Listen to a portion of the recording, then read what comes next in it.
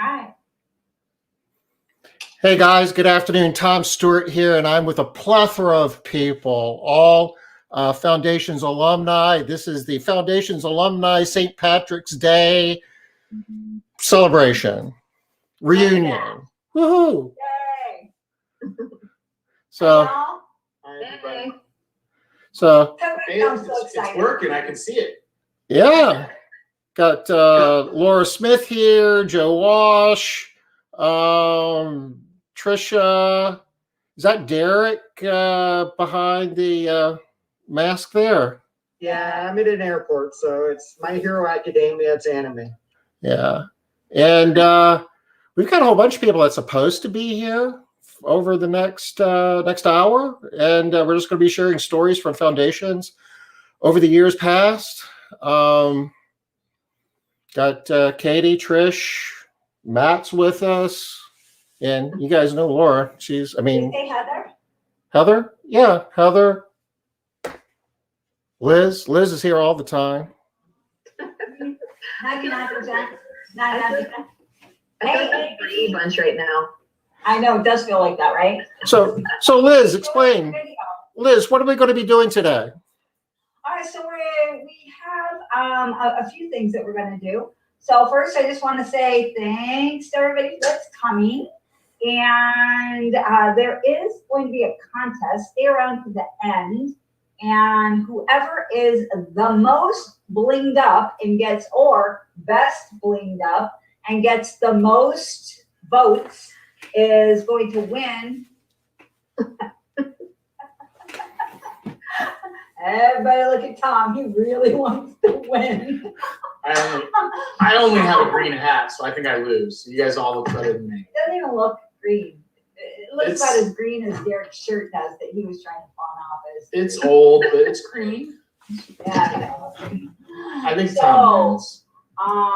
We have a prize for whoever gets voted on. So how you will vote on who you want to win. The prize is you'll go to chat and you will just type in bling and whoever you want to win. So you might type bling Tom, bling Heather. Don't do Tom, he can't win. I can't win either. So bling Heather, bling Laura, whatever. And that's how we're going to count up the votes. Hey, Amy, turn on your microphone. Are you doing dishes? Oh, whoops. Nope, corned beef and cabbage. Yeah. Whoa, that makes good sense. That's reminding me of Tom and his green beer over there. Joe, I would have thought you would have had your whole attire going on here, or you? I wasn't ready for today. It snuck up on me. The St. Patrick's Day snuck up on me. Don't you have some genetic obligation to do this, don't you? Well, technically, my genes are not very Irish. Oh, okay. I just spent a year and a half living there, and my last name is Irish. But Wow. Okay. Don't you have to wear, what's the deal? If you're Irish, aren't you supposed to wear orange? Isn't that like a thing? oh, really? I don't know. I think it's green. That's pretty judgmental of you, Liz. No, I think you're supposed to wear orange if you're actually Irish. I will The reason why you wear green is to keep from getting pinched if you're I not. will be drinking Guinness and having corned beef dinner tonight. Okay. All right, there's a celebration going on right there. All right, and then additionally, what we want to do today is, hey Derek, hey Sarah, y'all turn on your little pictures. We would just like to hear about what people have been doing since Foundations. I have a few different questions that I'd like to hear how everybody's doing. Hey, Liz, before we get too deep into this, Matt has another commitment, but he was going to drop in right at the beginning. Yeah. And we have a piece of exciting news we want to share. I don't know, ever since COVID started, about once a month, Matt would call me up with some entrepreneurial idea. You know, it was like to start a paint company. He wanted to buy a restaurant. There's a list of things. And I almost did buy a restaurant. I had an offer on one, so it could have been, my life could have been very drastically different.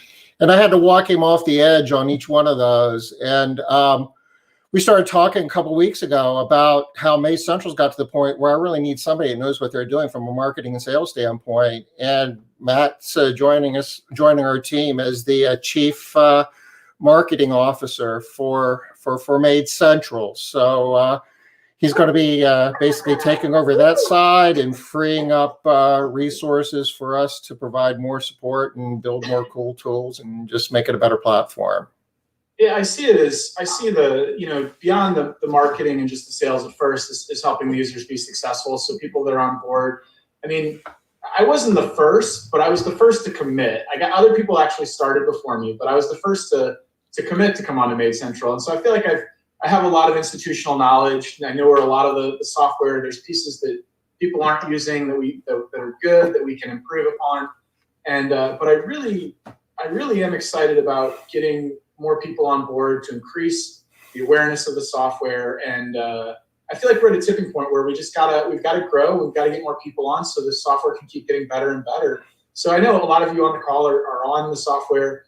And just the more you use it, the deeper you use each feature. I feel like that's part of implementation, but it's part of marketing and sales too, of just getting people to really use the software to their fullest ability. So I'm excited. I think it's going to be a really great year, and we're all going to benefit from more power users coming on, more smart people in the community. I feel like that's the biggest advantage of Made Central is just the network that we have with one another. I mean, me and Joe talk all the time off channel. Me and Tom talk all the time off channel.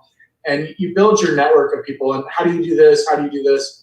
And I want to build that community. That's my biggest piece that excites me. So we just wanted to take this opportunity and let Matt share that before he had to go do other things. Yeah, I got a couple more minutes, but if you guys have any quick questions, I can take those. But otherwise, I'm going to bounce in about 2 or 3 minutes. I've got another call. Awesome. Well, congratulations on your new adventure, Matt. Yeah, super exciting. I'm excited for everybody because I know how much you contribute to Made Central, and having this new role, I can only imagine what you're going to be doing. I'm so excited. Yeah, Tom formalizes my work, that I'm doing behind the scenes anyway. So it's a little bit of a formalization of something, and he gets a few extra hours out of me. So it's a win-win for all of us. So I appreciate everyone that's on the software now. If you're not on it yet, it's maybe not related to you yet, but I think you all will be on it the next year if you're not. So For sure. New people coming on every day. I know we talk about that almost every day. We're talking about something about Made Central, the MMA groups. I mean, I can't even remember a day that we didn't bring up something, right? Don't you think, Heather? So it's like every day. Yeah. So what's our format going to be today, Liz? You've got some questions for us. I have some questions for everybody, and then after that, we'll have a Q&A period. So if anybody has any questions that they want to talk about or any problems, I saw that Sarah did post an issue that she would love. Oh, hey, Sherry, that she would love to see us chat about. So, and then we will do our contest, and that'll be it. So let's see, it's a little bit after 2. And for right now, I just have a couple of questions. My first question, I'd love to hear from everybody. Let me pull up my question. Because it's a little bit difficult because this new window takes up all of the screen, and I'm not used to working with it. I'll see. Just think how easy it would be if you had 2 monitors. Or 3. Tom. Just think how easy it would be if you were dressed like a green Care Bear. Hey now. There you go. Thank you, Heather. Thank you. Hey, where are we sharing it right now? We are streaming on about 6 Facebook pages and a couple of YouTube channels. Okay. So you'll have to let us know if there's comments that we don't see and stuff. Yeah, because we don't see anything. Yeah, let's see. We got Sam's here with us, watching us on Facebook. Denit's with us. Hey, Denit. Linda. Can you drop the link somewhere so they could join us? Hey, y'all, if you go to someplace, maybe you could just drop it where you normally drop it, Tom, and they could join us here. For the Drop it like it's hot. Yeah, I can do that. That'd be great. Okay, you guys, you're getting invited to the live. So what I would like to start with is, and Matt, maybe you can start before you go, is which foundations did you go to? If you remember the number, like F11, F2, F4, and Matt's leaving. All right. Well, no, I got 1 minute. So I think it was 2017. I was there with if anybody's here now. I mean, Derek was obviously there. Nina was there. I don't see Nina today.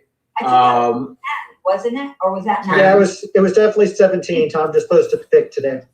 Yeah, 2017 with Warren and Regina DeCorte, Ben, and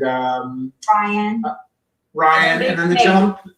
Yeah, the gentleman that started or is working with they're kind of building their own franchise model. Can't remember his name. Lidman, Brian. Yeah, Lidman. Brian Wiegers. So it was a good group. So really enjoyable. But I do have to jump, guys. I've got another 4:15. I wish I could stay through this. See you guys. Thanks. Bye. All right. So just curious what foundations class the rest of you were in, and also if you could tell us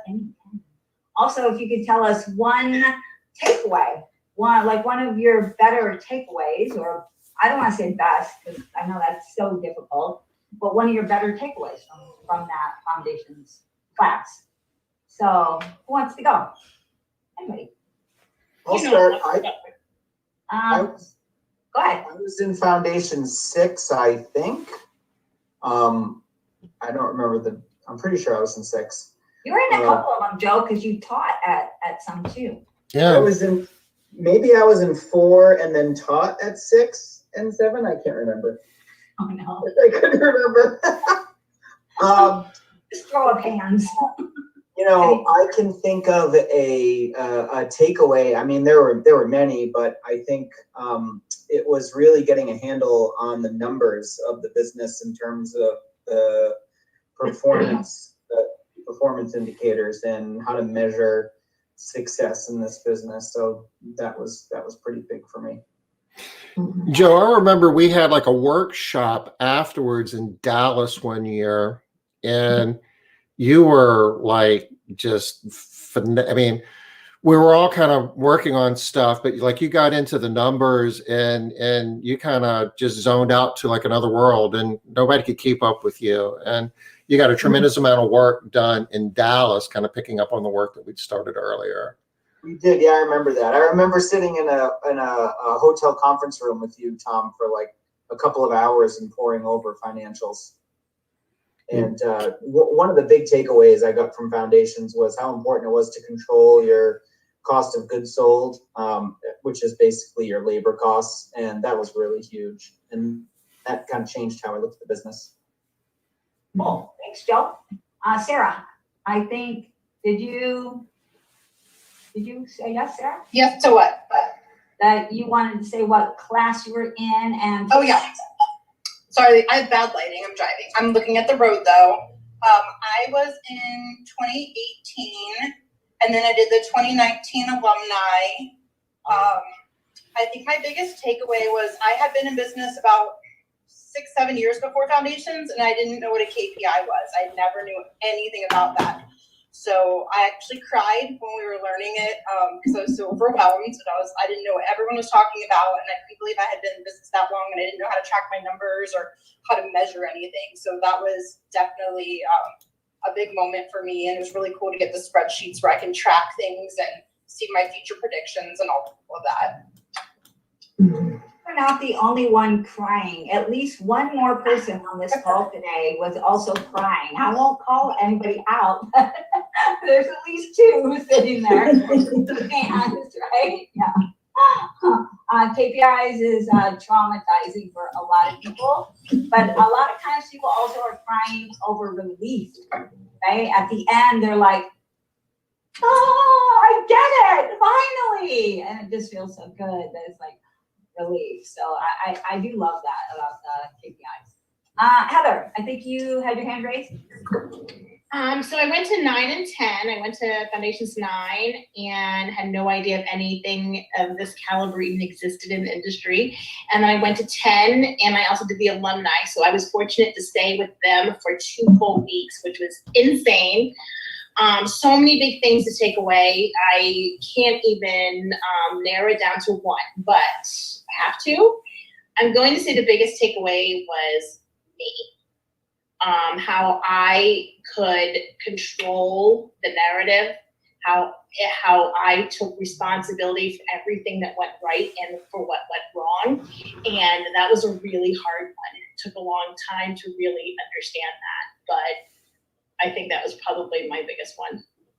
That was a good one. I remember my legs were sore from walking you up and down the beach about this whole thing.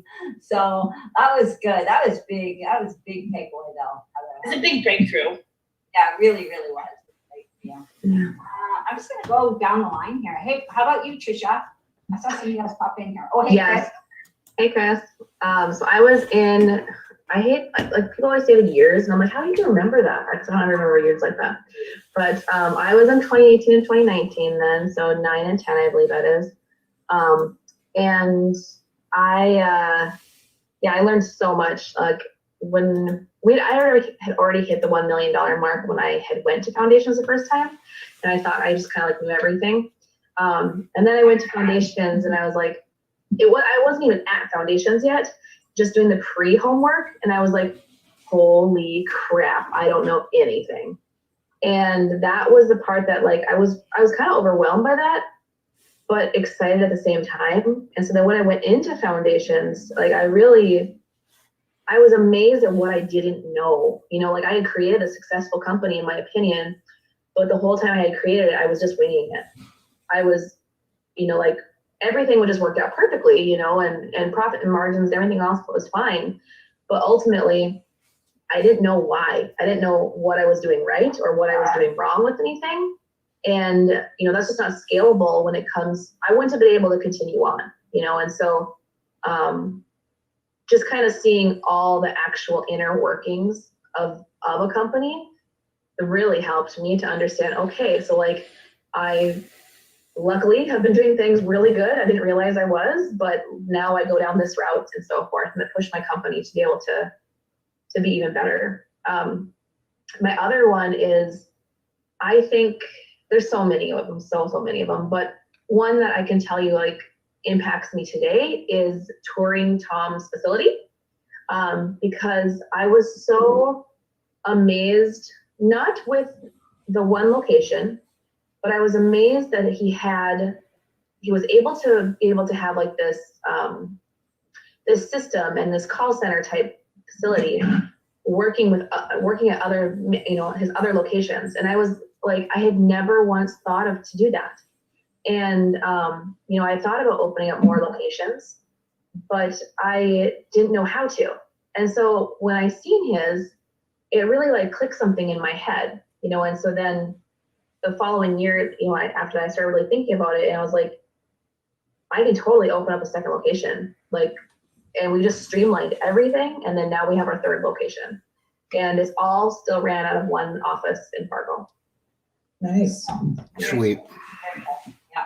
Tom, what do you call that? You talk about it a lot when people sort of luck their way into Yeah. it's perfect for today. But You can be successful and have it be an accident, and that's awesome as long as it's working. But when market conditions change, things like you know, wages go up and demand shifts, and you know the legal landscape changes. If you don't understand why you're being successful, you won't be able to adapt to that. And plus, you won't see the opportunities to grow your business. The story that Trisha just shared, after understanding why she was having the success she was having, she understood how to leverage that and take it to another level. Then I was able to drill down and hit those areas hard, knowing what I was doing right. And, you know, like we used to be teams of 3 as an example. And after Foundations, we started going to teams of 2, teams of 1, like everything just started making sense in my head, that how it worked together, you know, to where, we just winged stuff before and it just happened to work. But now once I started diving into those things, I started understanding things much differently. You're making decisions with confidence rather than just doing it and keeping your fingers crossed. Yeah. Well, and I remember you saying you didn't know anything you were especially good at after meeting with you one-on-one. I'm like, teach these people what you do with Facebook, because you just did it so naturally. You didn't know that was special. Yeah. She had a lot of stuff like that, actually. She had quite a few things like that. I'm sad that we had to miss Sherry. She had to run. Her biggest takeaway besides friendships, and I think everybody would probably agree that the friendships is a huge piece. Absolutely. The main KPIs to watch. That's huge for so many people. How about you, Laura? And you can't say that Derek was your biggest takeaway. He was the heavy. He was joking to me in chat that I was his biggest takeaway. No, I think it was a couple of things. When I went to Foundations, I was already doing over $2 million. And I can't remember which one of you guys told me, but one of you guys told me that I filled out my like homework report more thoroughly than like almost anybody ever had. So I was feeling a little cocky when I got there, I guess.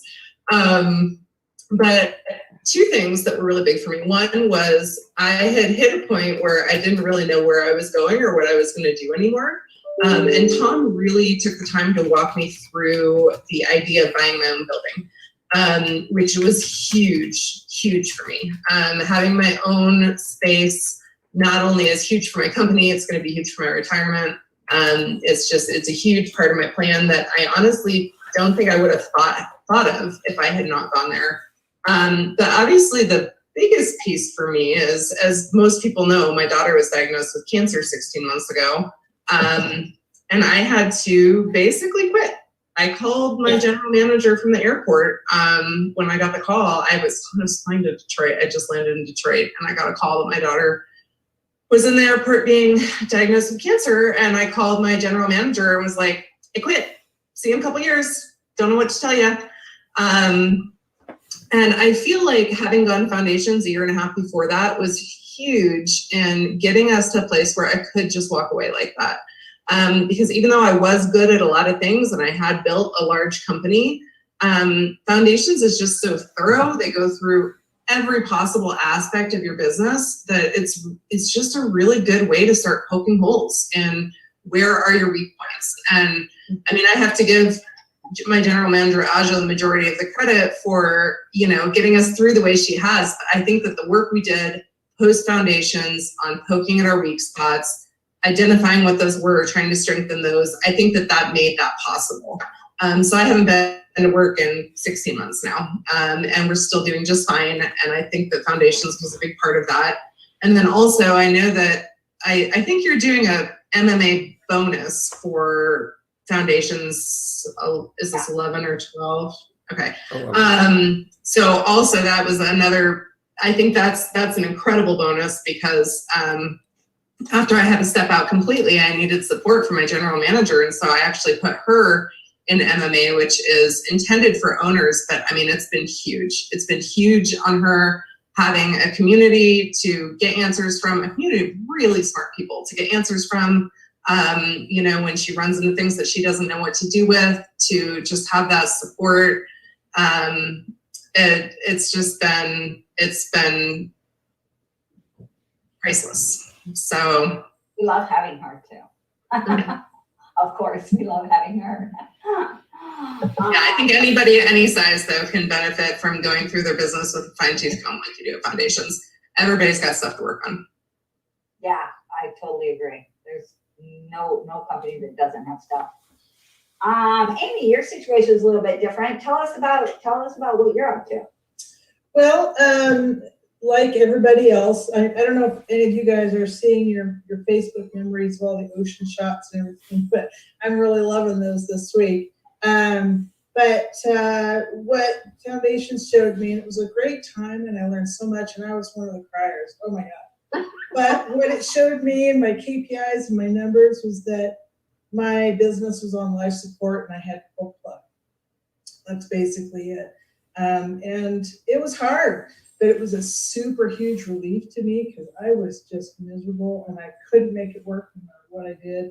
And I just didn't have any other funding thing to do with it. I just was like, nah. And then when COVID happened, we'd had a really hard winter, a lot of snow days.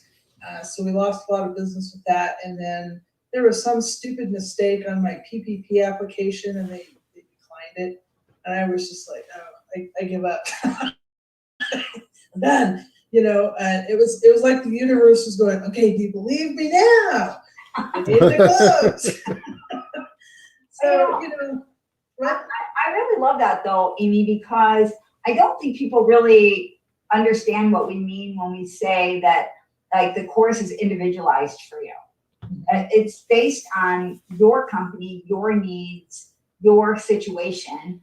It doesn't seem like that could really be the case. You got all these people in this one room. Yeah, Foundations was the best money I ever spent, even though I closed, and maybe some people don't see it that way.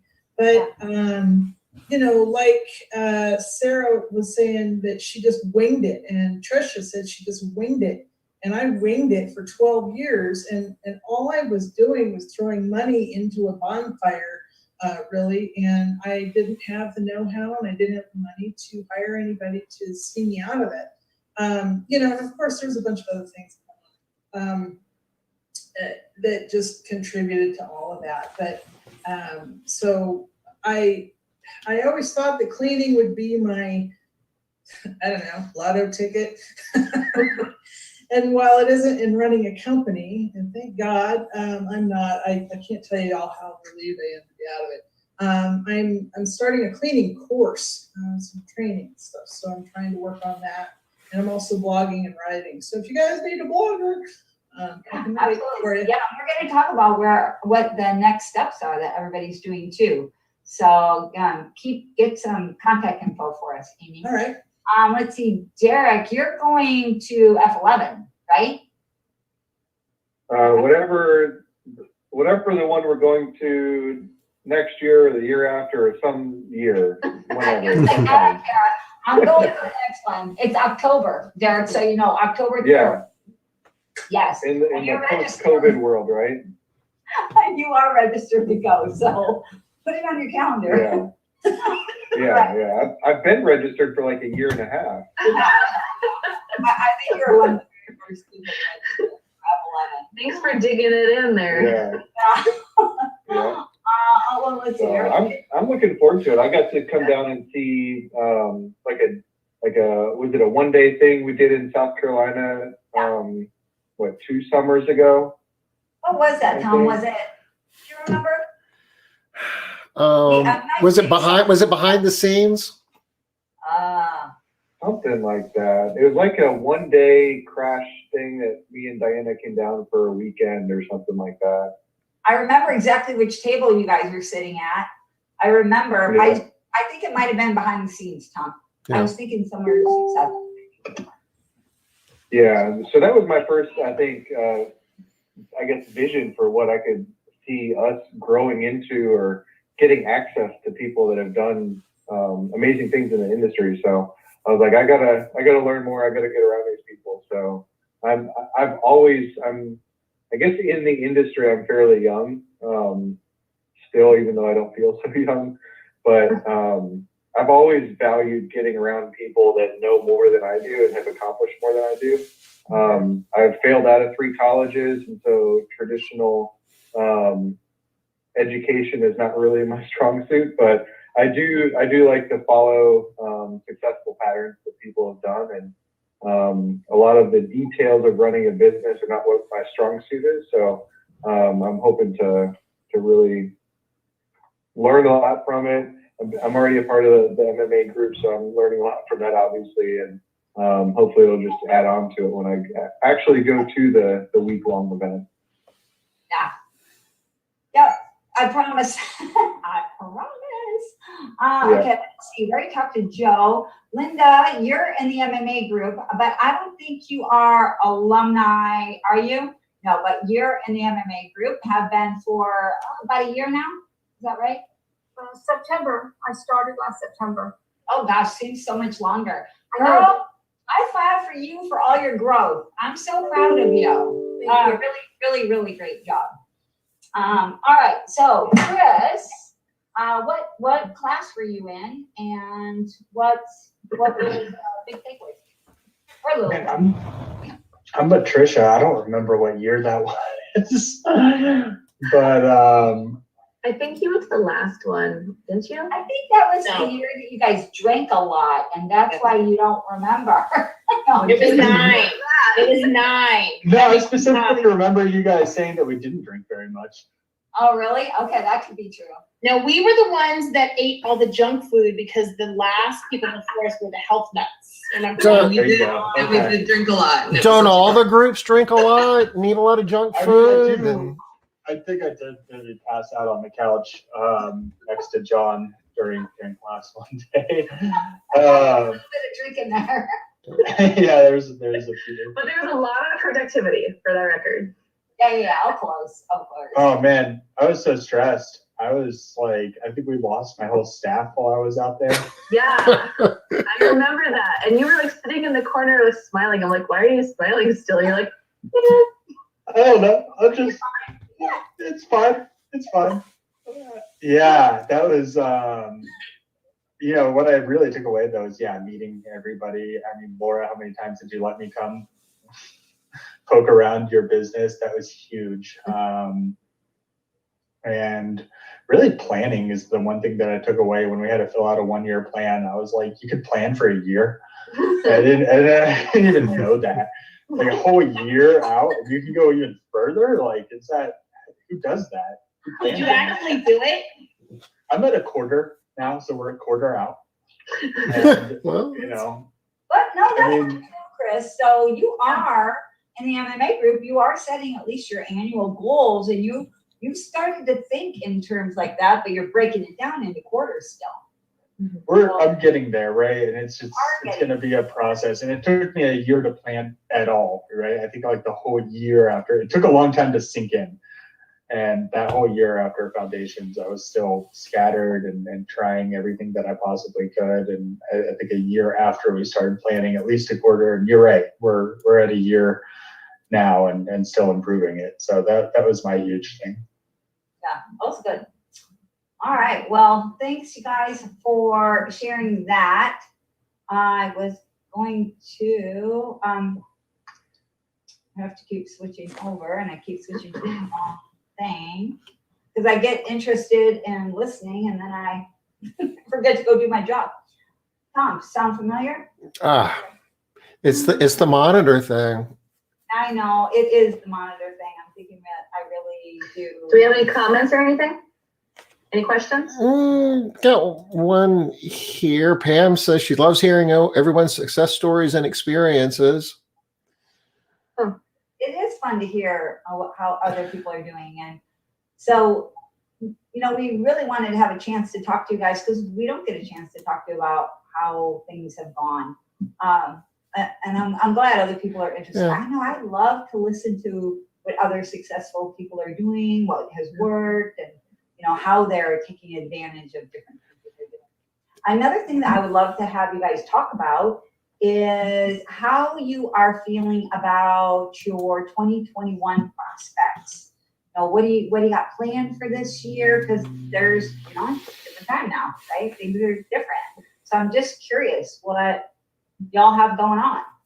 Anybody want to share that? I can start. So we're just excited to be hitting it hard. So COVID hurt us bad. Bad. Our sales dropped to I think 30 or 40% multiple months due to staffing issues.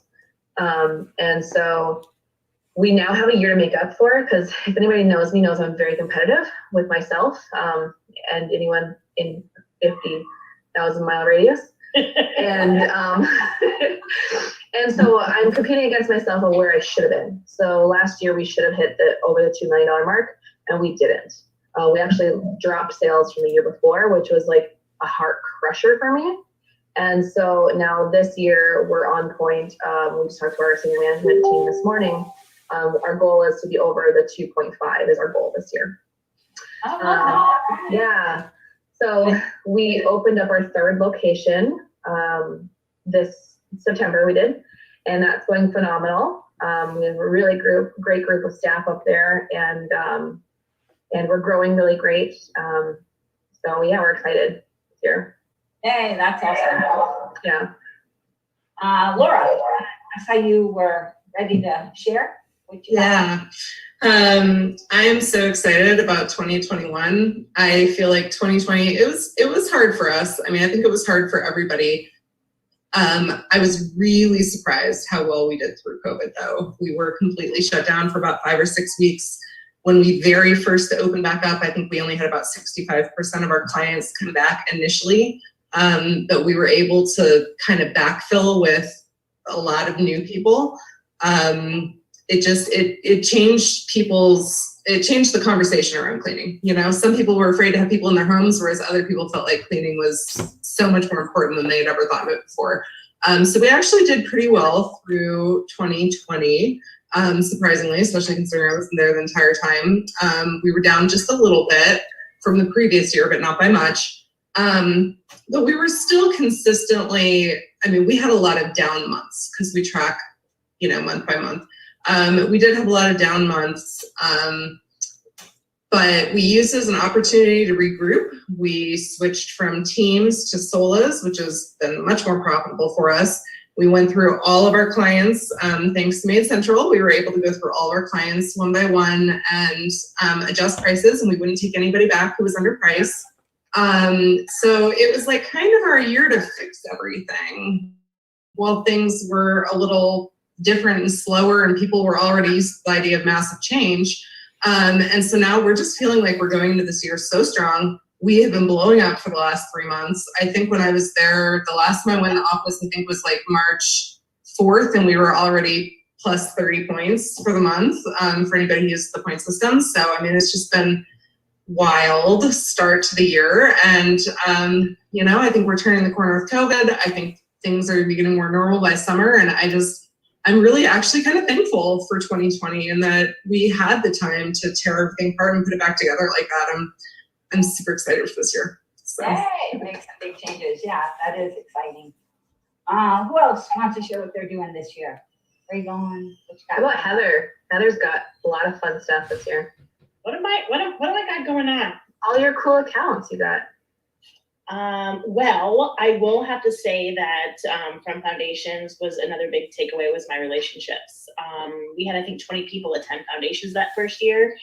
And I was able to bid a job. It was a very large job. And who do I call up to get some coaching from is Miss Trisha Lake over here. And she helped me secure that job. I think it was about $250,000. And then we landed another one. So now we're up to like $385,000 gigs per year off of that bid. So that was huge. And had I never gone to Foundations, I would never have known how to do it. And I think I won it because he was impressed with how I knew my numbers. Like I would ask him so many questions about his numbers, he didn't even know the answers. So knowing your numbers was huge, huge. What are we doing? I mean, same thing right on with what Laura said. You know, we got hit hard. Like I didn't know if we were gonna have an office. I knew we would still survive. How it would look. Did we have cars? Do we have to go solos? We had no idea. But we were able to do a lot of fast moving around money and securing things that we were able to just kind of power through it. When we saw a lot of our competition, they didn't survive. I don't know what we're doing. We're just growing like crazy down here. People just want to have their houses clean. And even though we're masked up, people are still going about and living their lives. And, you know, I'm going to ride this wave for as long as I can. My ops manager left us. We're doing about 1.5, I think, right now. And I'm doing it without an ops manager. So I'm really working in the trenches with my people. But hopefully it'll change soon. But, you know, it's all good. And I really can't complain that, you know, we're still in this pandemic and we're kicking ass and taking names. Yeah. Oh, look at who just joined. Cece. Cece's in the house. The house mom. Yeah, I don't think she can hear us. She would have at least smiled once. Oops. You can't. All right. How about Joe? What do you got going on? What are you working on right now? Well, I can echo a lot of what others have said here. I mean, like Trisha, we were we were poised to hit. We would have hit like almost 2.5 million last year. If it weren't for COVID, we were right on track to do that. I'm confident we would have. So we took a big hit because of COVID. And really what it had to do with was staffing. We closed for 6 weeks, like a lot of other people, were closed. I think I was one of the first ones to close. Amy and I closed early, before others did, who closed. But, anyway, staffing has been a huge issue. I'm in a really competitive market staffing wise, and we really haven't been able to recover it. In fact, the Maids franchise in our market actually closed and went out of business because of staffing. They couldn't. Wow. So I'm actually happy that we're still here and we're starting to be able to recruit people again. And so what we're focusing on this year is just kind of trying to get us back to where we were at the end of 2019, which when you say it that way, it seems kind of like discouraging, but really we're doing great. And honestly, we changed a lot of things like a lot of other people. We went to all solos. We were teams before, teams of 2 and 3. We went to all solos, which is more profitable. And we've changed our scheduling protocol, which is like stabilized the business. And I'm looking forward to returning to focusing on some KPIs that I've been focusing on before the pandemic hit, which was to focus on employee turnover and unplanned absence rate and some safety KPIs, because the unplanned absence rate and the employee turnover were really where there was a lot of values that a lot more value we get out of the business if we got those metrics right. Mm-hmm. And so we're getting back to that and getting back to focusing on that. So actually this week, for the first time since the pandemic, our unplanned absence rate is below 4%. And for someone who's been following that metric for a long time, 4%, below 4%, your life as an owner is much different. Everything's a lot more stable, and you're not scrambling around trying to cover cleaning. So I'm looking forward to getting everybody vaccinated and getting back to focusing on stability. So I love that. I think that is a KPI that a lot of people don't look at too. So that's, I like that you illustrated something that we experience a lot in Foundations is, and a lot of people have said it here today, I thought I knew it all. Yeah. And then there comes somebody and they're like, what? You do what? You what? And it's just this whole new shift, and being able to get a deep dive into why that's important, what this person's doing, etc. I love that. So. Well, I should also say that I've been having a lot of fun focusing on bottom line and profitability rather than necessarily top line and just growth. I had been in growth mode for a long time, including when I went through Foundations and after. And my business did more than double in size after Foundations. I think I was around just under $1 million when I went into Foundations, and I topped out at a annualized run rate of around 2.5 million. So, we grew a lot after, but then, I've been having a lot of fun focusing on the bottom line, and there was a lot of value to extract there. And the other thing that's always been important to me, for those of you that don't know me as well, is quality of life. And I really look at my ability to not be at the business and to not have to work 12-hour days and things like that. So I've made vast improvements in that as well. So that's also been really great. You're always really good at maintaining your focus and deciding what you're going to go after and protecting that. Sarah does the same thing. She's really good at protecting that time, puts a lot of focus there. What are you working on for 2021, Sarah? Well, we ended up growing through 2020, so it was a little bit different. I think our location really helped. Arizona was a really good place to be. So we ended up growing 20% in 2020. And this year we're just like on fire. We're up 20% just from February to March. So we're trying to just add to our teams and train and figure out how to maintain our quality as we're in this massive growth mode. And then I also am really big on the work-life balance because I have young kids I prefer to spend time with instead of in my business. I'd rather pay people to work on my business than pay people to watch my kids. So it's been going pretty good. I feel a lot less stressed than in previous years where I couldn't find the balance, and we seem to be just growing naturally. And so this year we'll cross the $1 million mark, which I've been chasing after for a long time. And I'm hopefully opening a second location. I'm working on the details of that. So that's what I've got going on. Super. And I'm glad that you're finally growing again, Sarah, because you had that 1 month. I was plateaued for 2 months and I was like in tears because I thought it was just so horrible that we were plateaued. And then then the next month we're up 16,000 the next month. So I think we're okay. Awesome. We have a question. Pam Clyde has a question that I'm sure that somebody here can help her with. She wants to know how you run things when you're gone for the week for Foundations.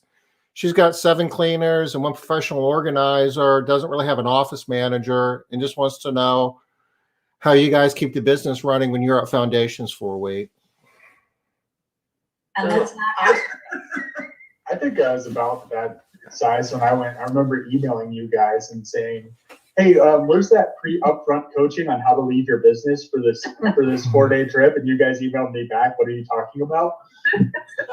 It's an 8-day trip.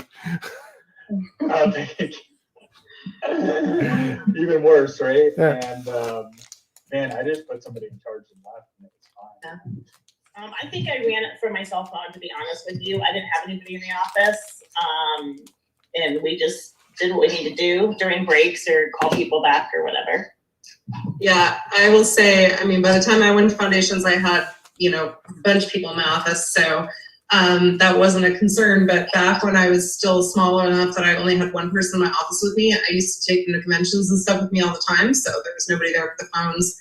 And my sister, who also was in the same Foundations class as me, has not had an office person in a really long time. She handles everything, and she goes to before my daughter was diagnosed, we were going to Russia and Taiwan and all over the place.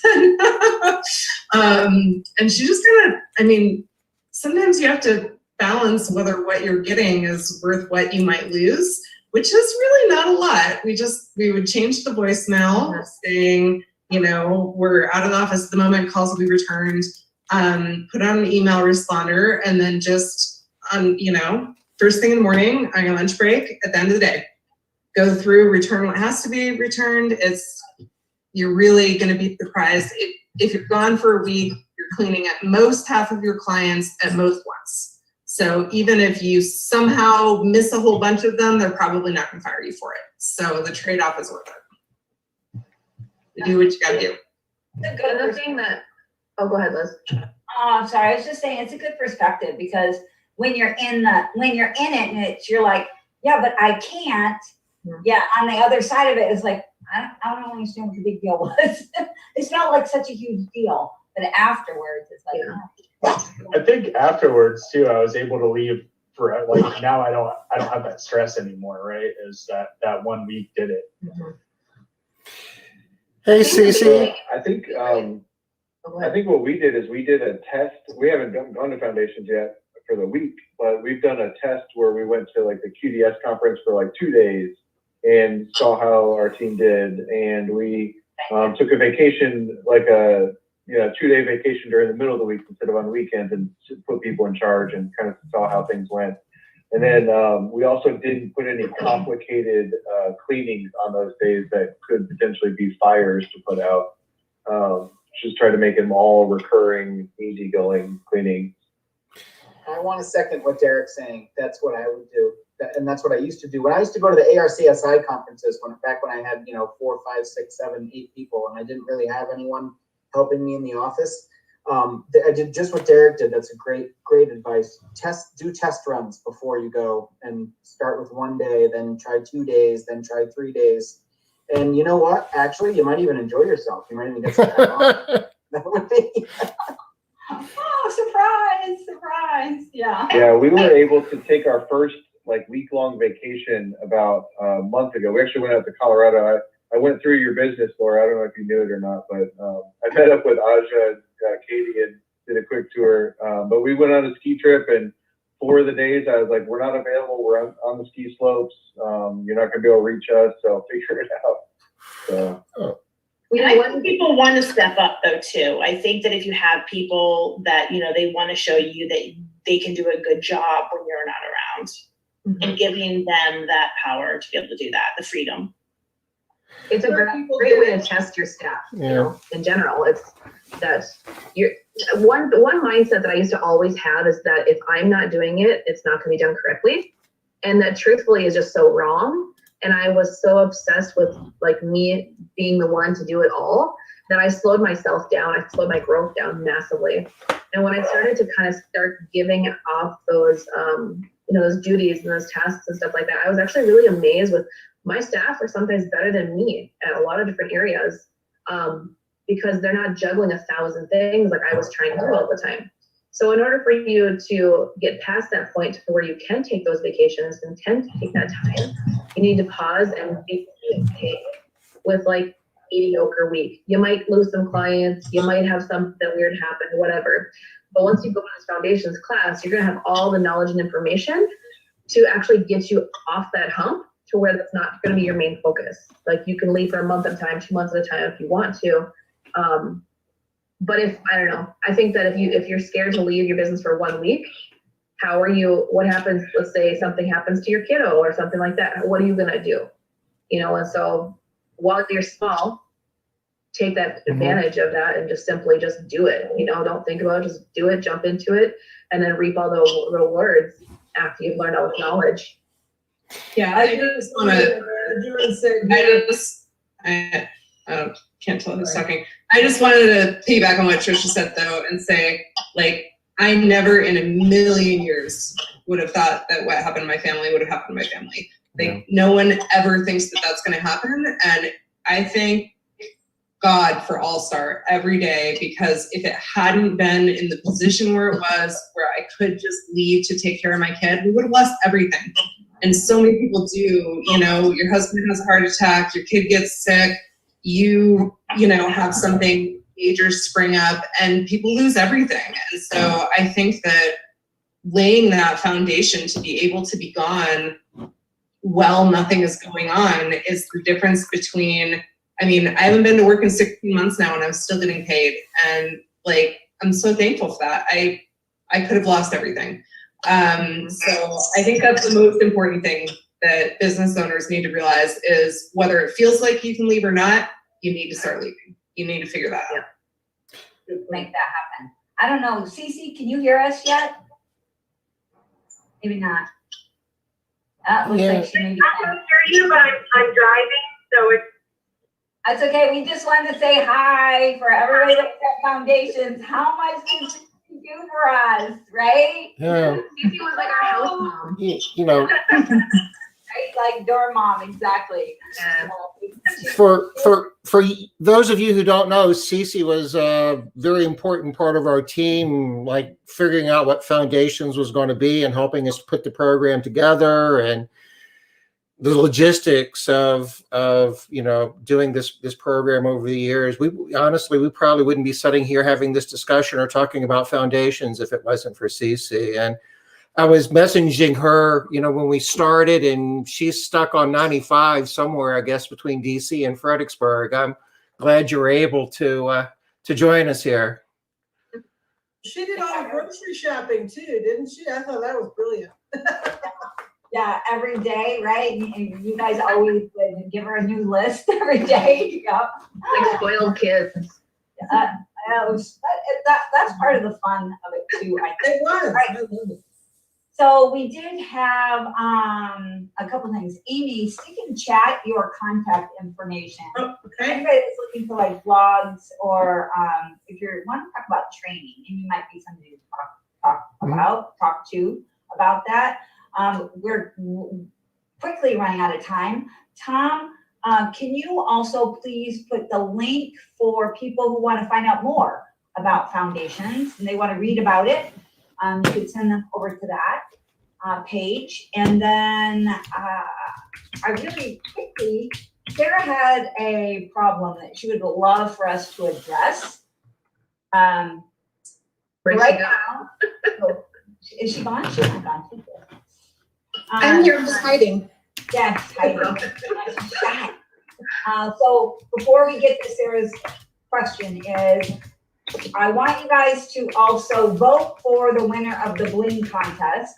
And there's not a whole lot of people in here. There's Laura, there's Heather, there's Linda, I guess Derek, with his fake green over there. One of those three people, just type in the chat, bling. Celebrating properly. Wait, like Tom does. And the prize is going to be, there are 3 presentations that you will receive. And who else will be receiving? Okay, so let's hit Sarah's question real quick. Go ahead, Sarah. Hit us real quick. And Okay, I'll come back.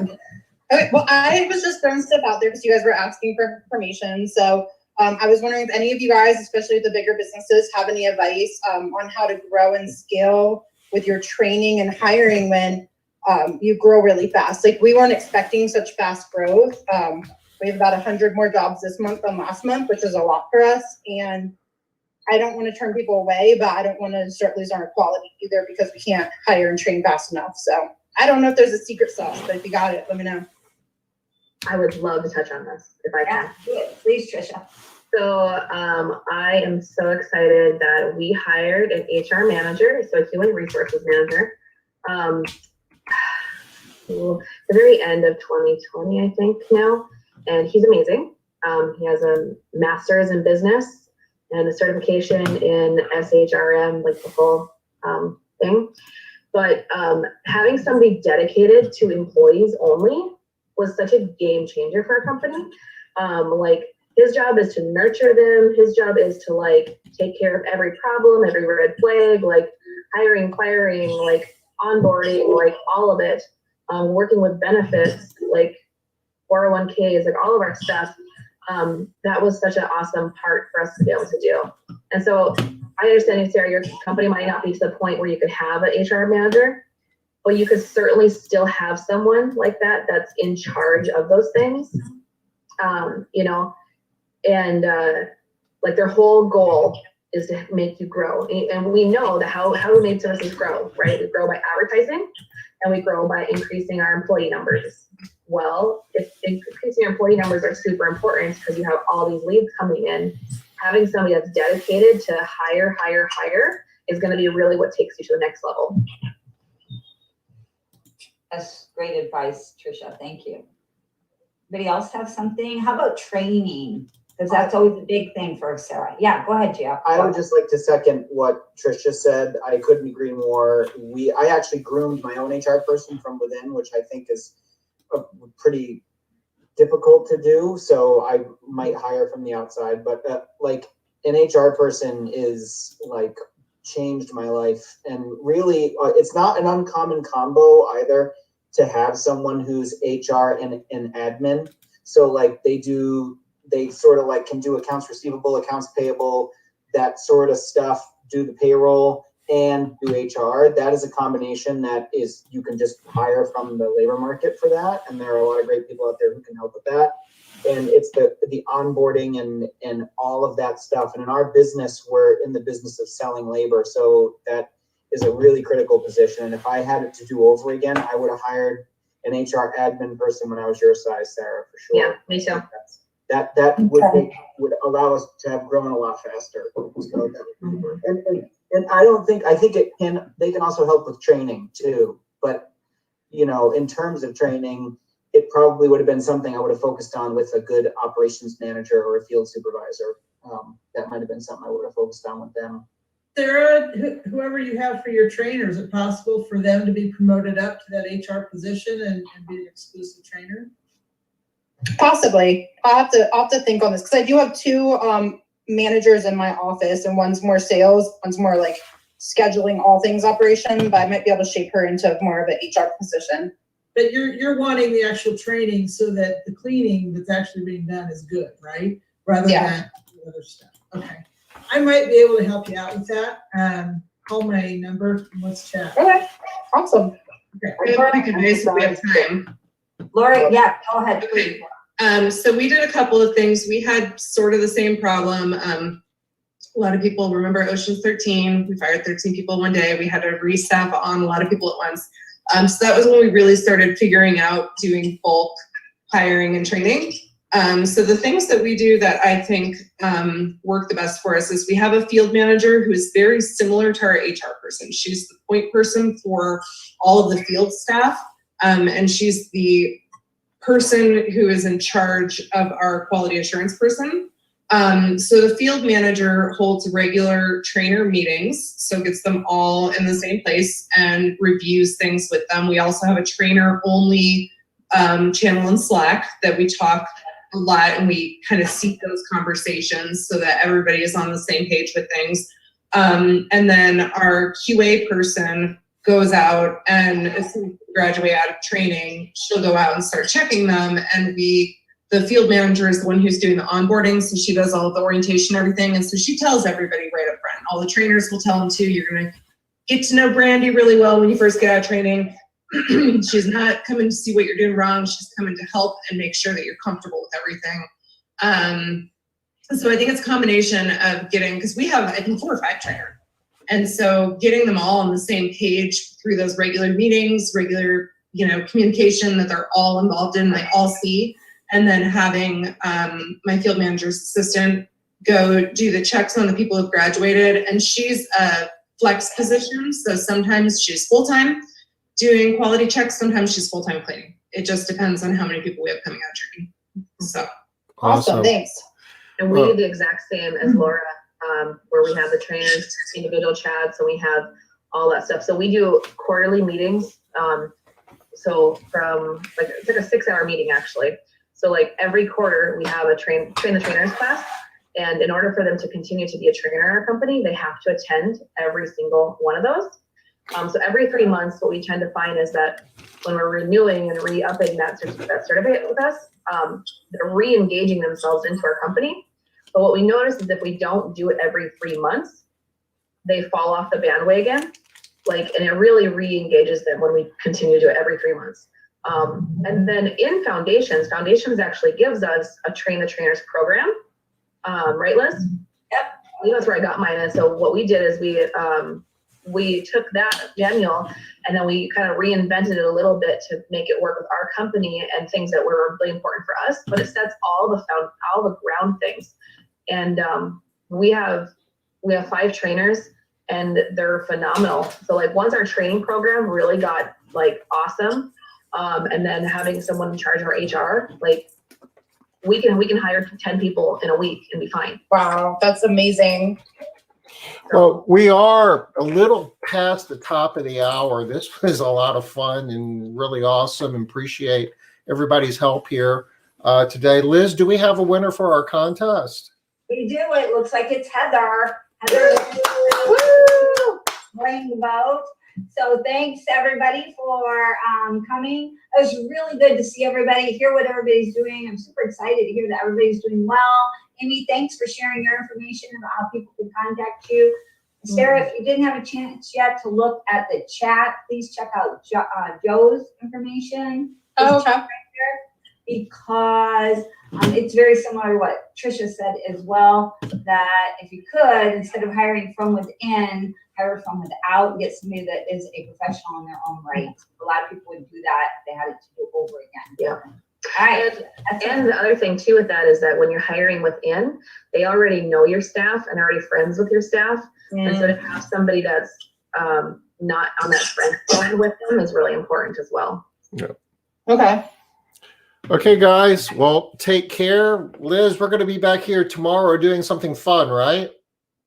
Tomorrow I'm doing a presentation, Tom. So Oh, that's right. It's not going to be fun. Liz is doing a presentation. It will be fun. But we'll be talking about training tomorrow. So okay. We'll be happy. Go Brad. Happy St. Patty's Day, everybody. Take care. Bye. Bye-bye. Everybody. Yeah.